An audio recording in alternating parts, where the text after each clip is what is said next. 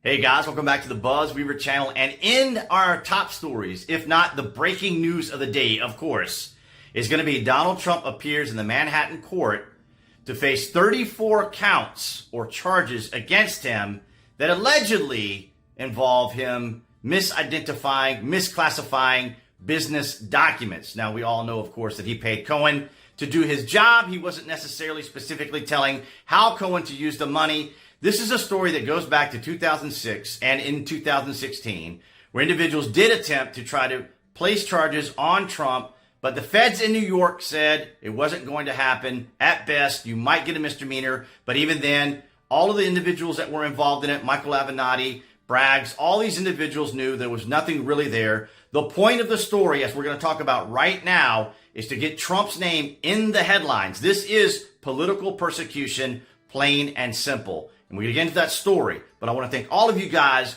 for your continued support. We start things off with ground news because I wanted to just kind of illustrate to you guys what all is going on. And many of you, of course, are astute and aware of what all is going on, but I want to give it to you kind of in the metrics of it all. So from ground news, Donald Trump formally arrested after arriving at New York courthouse. Now, of course, the wording could have been a little bit different, but that is the capsulation of everything that's going on and what the Democrats wanted. Donald Trump has been formally arrested following his arrival at the New York courthouse, where he will become the first former U.S. president to face criminal charges. So he turned himself in, and as we have mentioned here on the channel quite often, this is all procedural. This is all a process of our system. The Democrats know this. The AG there, Alvin Bragg, knows this.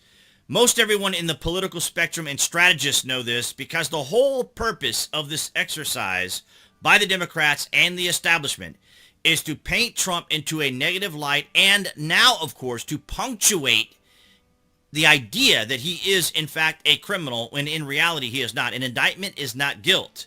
And as we have talked about here on the channel before, they have tried this before. If they thought this was going to work, they would have tried it in 2016. And I want to show you the biased distribution here from Ground News, which is why I like using them, because they try to present the news, or they give you an idea of where the news is coming from and who it's leaning towards. So you can see here, 36% left, 46% center, and 18% right. And that's correct. They want the center, who are undecided. It's the center that makes a lot of the decisions on who becomes president, because the people in the center aren't going to be as politically active as someone like myself or yourself or those watching this particular video or participating on New Tech.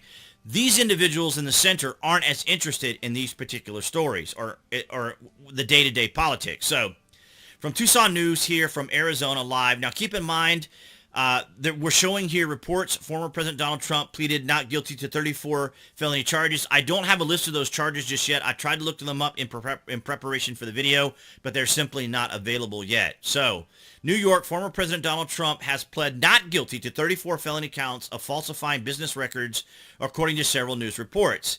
He entered the plea Tuesday during a brief arraignment in a lower Manhattan courtroom as prosecutors unsealed a grand jury indictment. Now, ladies and gentlemen, as I mentioned to you before, I spent 5 years in law, and when I finished, I was working with the state in the Public Defender's Standards Council. So this process that you're seeing here and they're talking about is something I would witness daily as I was doing my job for the state. And what we did was we provided indigent defense. So in his arraignment, as he is here, of course, the charges are read, and then, of course, the judge will ask him if he can't, of course, afford an attorney, one will be appointed to him. And that's what we did for the state. We provided indigent defense for the individuals who could not, obviously could not afford an attorney, and that is a right that is afforded to us as Americans. And so this, again, I say, is all procedural, and they know this. This is all to play to the cameras.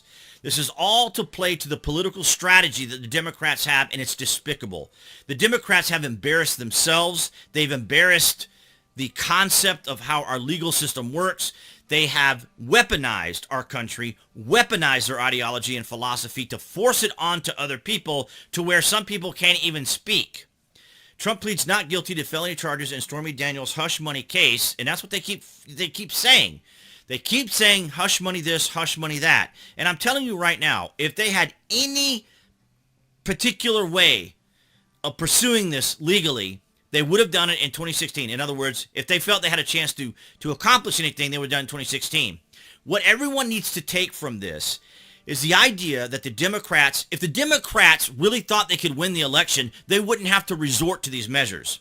The Democrats, if you ever notice, they never come out and explain their wonderful and amazing ideas to make our country better. They don't even identify with making the country better.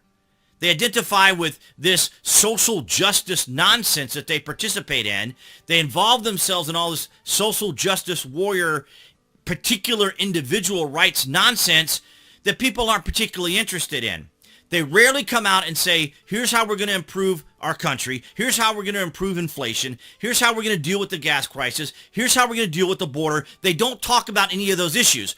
All they can do is go after their political enemies. That should tell everyone specifically. That should tell everyone. This should be obvious to everyone. The Democrats have nothing to offer you. The Democrats have nothing to offer Americans. They have no plan. They have no strategy. They are unsure. They engage in social justice. They engage in authoritarianism. They engage in these positions to push their ideology, their philosophy, and their worldviews. Donald Trump pled not guilty to 34 counts of falsifying business records as he faced a New York judge and became the first president in the United States to be arraigned and charged with a crime. That's going to be the other feather in the Democrats' cap. They want to be able to say that not only did they impeach a president, not only did they pursue a president during January 6th, now, of course, they did pursue him under the fabricated Russian collusion story for 2 years, and it came to nothing. The January 6th came to nothing. It's just another little cloud they paint over Trump. But here's another feather in their cap. We were able to indict Donald Trump. Not guilty, Trump said when asked how he pleaded. So Trump 76 sat alongside his defense team in the Manhattan courtroom with his hands folded in his lap and stone-faced looked for the unprecedented hearing in the Stormy Daniels hush money case. It is unprecedented. And I don't blame Trump for just staying there and going through the process. And this is what you're seeing here, or what you're witnessing here with these attorneys is very similar to what we did when I worked with the state. You know, there's an arraignment, but there were so many people, it would be a line of about 30, 40, or 50 different individuals, right, subjects that were there, and they would go through each of these individuals one at a time. Now, of course, with this being a former president, his security detail, his safety, and all the arrangements and diplomatic immunity, all the particular things that go along with being a former president, he is entitled to all that, which makes all this very difficult and very complicated because you don't simply just slap cuffs on a former president and haul him into court. Now, that's what they wanted. That's what the Democrats wanted. They knew they weren't getting it. And I want to emphasize this very much. I want to emphasize this to you guys. They know exactly what's going on. The Democrats, the establishment, and the political strategists, they know what's going on. They know they have very little. They don't need anything. All they have to do is get Trump's name in the spotlight. That's all they have to do. All they have to do is convince all these people right here in the center who are uninterested, who are fatigued, who don't want to keep up with news, who don't want to do research, who don't want to investigate what's actually going on. They want to be told things. And we see this every single day. I see this every single day on my Facebook or across social media. People ask me a question. I'm thinking, you're on the internet. Why not just take a moment and Google it and research it and look like I do when I put these stories together, which irritates me too with YouTube. I don't just come on here and just start espousing things. I don't just take articles from the internet and say a few words and then post it on my channel. I'm trying to give analysis. I'm giving context. I'm giving information. I'm giving opinion as well, of course, but I'm also putting it all together in a comprehensive way that people can understand it. Individuals who may have the exhaustion, who may be tired, who may not have the time to research it because the media isn't going to do it. The media isn't going to help anyone. Speaking of which, within the media, polls from Axios, of course, the left-leaning Axios polls. Most Americans support Trump indictment, but say politics played role. Now, so in other words, it's a two-way street. They want it both ways. Americans support the Trump indictment. That's debatable. It depends on what poll you're talking about and what group of people you're speaking to. Because, of course, Axios always wants to do the same thing that Democrats are trying to do. Make Trump look as bad as possible. The big picture. The changes have not been publicly released, but there are already stark partisan divides over whether a New York grand jury should have indicted the former president for the 2016 hush money payment to Stormy Daniels. Now, of course, we already know he paid the legal fees and gave it to Cohen. He didn't say, this is the fee for this is the fee for that, this is the money for this is the money for that. No, he didn't go into all that sort of detail. So the numbers, a CNN poll released Monday, well, it's CNN, so go figure. They're a failing company that's absolutely in trouble right now, and they're trying to deal with their own set of issues. Give me 1 second, guys, here as I stop the timer. So support of the indictment fell along party lines, with 94% of Democrats approving of the decision to indict Donald Trump, while 79% of Republicans disapproved the decision to indict. These are the numbers and the statistics that they wanted to be able to throw out there too. And here's the important part right here. 62% of independents approve of the decision to indict Trump. This is the target. This is the target audience right here for the Democrats, right here.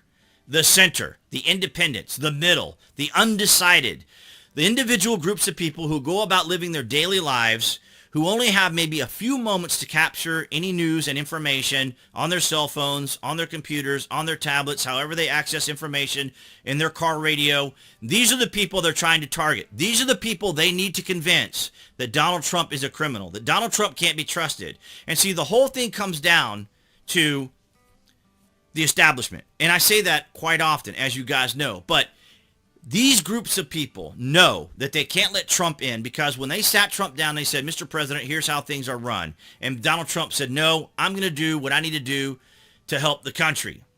And so he went about this and approached it from a position like a businessman, that he was going to run the country the way it needed to be run. He was going to do the things that needed to be done. He was going to hold the people accountable that needed to be held accountable, the people that needed to do the job for the purposes of doing their jobs. And that's unfortunately not the way government works. There are many, many cogs in a giant machine.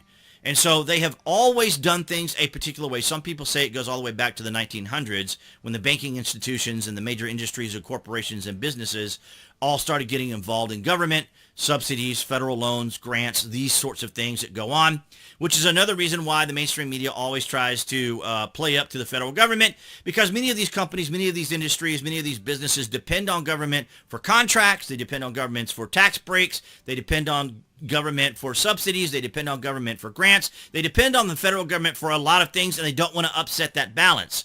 That's why a lot of them go in this woke direction, because they want to make sure that they don't get in trouble. They don't want to be persecuted. They want to be perped walk like Donald Trump, what they're trying to do right here with Donald Trump. Of course, they're trying to capture all these particular images of him and, to make it look menacing and everything else. But basically what they wanted to do is they want to just damage President Trump's reputation, and they just want to make things as miserable as possible. Now, Tim Pool said something the other day that was very poignant.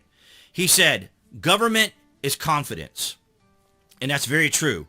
Government is confidence. The government needs people to believe that they are in charge. They have the power. They have the capabilities. They have the solutions. They have the answers. They can provide the defense. They can provide the protection. And we have seen this over and over again. And I've also made the argument that the pandemic also gave them that idea, that concept, that momentary time period where they could be in total and complete control of everything that was going on. Shutting the country down gave them tremendous amount of control, gave them a tremendous amount of power.